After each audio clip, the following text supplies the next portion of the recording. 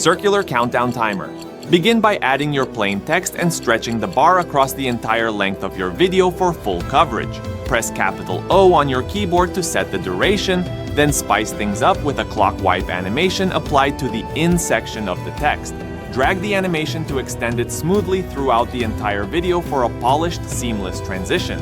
Next, create a compound clip to group everything together, and for a unique twist, click reverse to play the effect backward, giving your text an intriguing and dynamic finish that captures attention.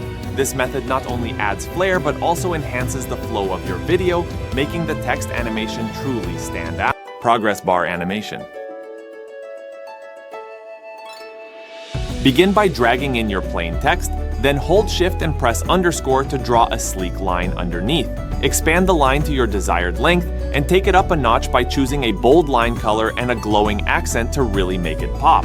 After that, group everything into a compound clip to keep it organized and use the mask tool to animate the line, creating a dynamic, flowing motion that draws attention. This approach adds a polished, professional touch to your video, making the text stand out with a vibrant, eye-catching effect. A progress bar animation in video visually tracks the completion or advancement of a task or sequence, adding clarity and engagement by showing real-time progress.